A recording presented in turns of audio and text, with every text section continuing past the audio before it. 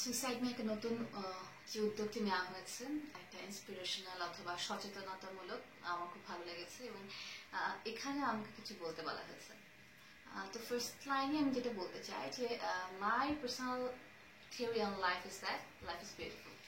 এখন সেই লাইফটা আসলে যারই হোক, আমার হোক, আপনার কাজিনের হোক, আপনার এক্স বয়ফ্রেন্ডের হোক অথবা যারই হোক, তো লাইফটা সুন্দর কেন? বিকজ লাইফ অনেক সুন্দর সুন্দর জিনিস আছে, এত সুন্দর সুন্দর রিলেশন আছে, বাবা মা আছে, অনেক রকম লাভ আছে, ওয়ার্মথ আছে, অনেক সুন্দর সুন্দর এনভায়রনমেন্ট আছে, বিদেশে সুন্দর সুন্দর জায়গা আছে, দেশে সুন্দর সুন্দর মায়া আছে, সবকিছু মিলায় লাইফটা অনেক সুন্দর।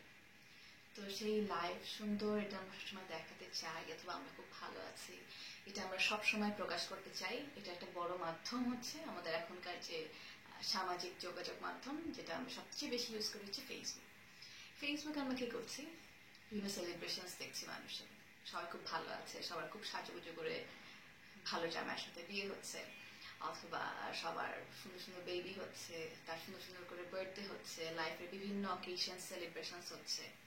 এই যে এত কিছুর মধ্যে আমরা অনেক সময় যখন মাউস দিয়ে স্ক্রল করতে থাকি, স্ক্রল আপ স্ক্রল ডাউন, তখন যেটা মনে হয় যে ওয়াও, সবার লাইফ এত জোস চলছে, সবার লাইফ এত সুন্দর, আমার মনে হয় লাইফ একটু কমতি আছে। ঘরের কোণে বসে যখন আমরা ফেসবুক চালাই অথবা একটু মন খারাপ থাকে, তখন কিন্তু এগুলো আমাদের একটু এফেক্ট করে এবং আমাদেরকে একটু হলো বেশ ডাউন ফিল করায়, খুব লো ফিল করায় যে আমি হয়তো এত ভালো নাই, বাকি সবাই অনেক লাকি, আমি খুব আনলাকি, ওয়াই মি, সবসময় খারাপ গুলা কেন আমার সাথে হয়। তো আমার মনে হয় কি যে এই ঘটনাটা আমাদের সবার সাথেই হয়। আপনার সাথে এখন হলে আমার সাথে সন্ধ্যায় হচ্ছে, এই ফিলিংটা আবার এখন যে চেক ইন দিচ্ছে খুব খুশি, কালকে তার রাতে হচ্ছে, সিচুয়েশন অনুযায়ী আসলে ভ্যারি করে। তো এই জন্য অন্যেরটা দেখে নিজে খারাপ পাচ্ছি, এই কম্প্যারিজনটা করার কোনো কারণ নেই। কারণ আমাদের এক একজনের লাইফ এক এক রকম, এক একজনের খুশি এক এক রকম, এক একজনের কষ্টগুলোও কিন্তু এক এক রকম। তো এন্ড অফ দ্য ডে আমি যেটা বলতে চাই যে আমি সুইসাইড করি অথবা খুব সহজে জীবনটা শেষ করে দেবো একটা ডিসিশন নিয়ে ফেলি, এটা হচ্ছে একটা খুব টেম্পোরারি সলিউশন, ওয়ারাস লাইফটা কিন্তু অনেক বড়। আজকে আমরা ফ্রাস্ট্রেটেড, কালকে কিন্তু আমরা হাসি মুখে সেলিব্রেট করছি কোনো কিছু। তো সবকিছুই যে আমরা কষ্ট পাচ্ছি বা মন খারাপ করছি অথবা একটা খারাপ ডিসিশন নিচ্ছি, এটা সবকিছু টেম্পোরারি। তো আমরা টেম্পোরারি খারাপ ফেসে যদি কোনোভাবে একটু কষ্ট করে পার করে দিতে পারি, আমার মনে হয় লাইফটার ভালো জায়গাগুলো আস্তে আস্তে বের হবে। তো এর জন্য আমি একটু যেটা হেল্প করতে পারি, একটু আইডিয়া দিতে পারি, এটা আমরা সবাই জানি, তারপরও আমাকে বলতে বলা হয়েছে দেখে আমি বলছি। সেটা হচ্ছে এক হচ্ছে আমরা আমাদের ধর্মের ব্যাপারটা একটু দেখতে পারি, আমরা নামাজ পড়তে পারি। যখন আমাকে কেউ বুঝছে না, আমার প্রবলেমটা কেউ বুঝছে না, তখন আমরা আল্লাহর কাছে যেতে পারি। আমি মুসলিম, সো আমি আল্লাহর কাছে যেতে পারি। তো হবে কি, পিসের একটা ব্যাপার থেকে শান্তি লাগে, ওই শান্তিটা কিন্তু আমাকে end of the day confidence দেয়, আমাকে ভালো লাগা দেয় এবং ওখান থেকে আমাকে একটা বুস্ট আপ করে, আমি ওটা দিয়ে ভালো কোনো কাজ নিয়ে সামনে এগিয়ে যেতে পারি।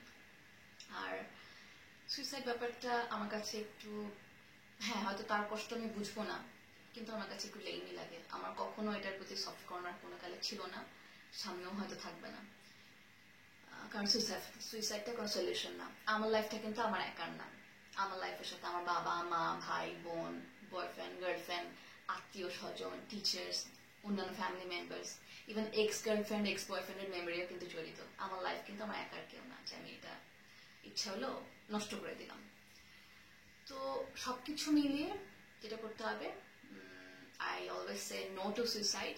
কারো কোনো সমস্যা থাকলে কাউন্সেলিং করুন, কারো কোনো সমস্যা থাকলে অনেক অনেক করে বেশি বেশি করে দোয়া করুন, প্রে হার্ডার।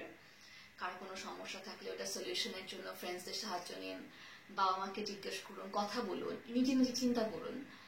এক বছর পিছিয়ে গেলাম অথবা অন্যদের থেকে পিছিয়ে গেলাম, এটা কোনো ব্যাপার না। আপনি কোনোভাবে অন্যদের থেকে অনেক বেশি এগিয়েও যাবেন, কষ্টটা টেম্পোরারি। সো আমি জানি না আমার এই কথাগুলো বলে কারো কোনো লাভ হবে নাকি, হয়তো হবে না।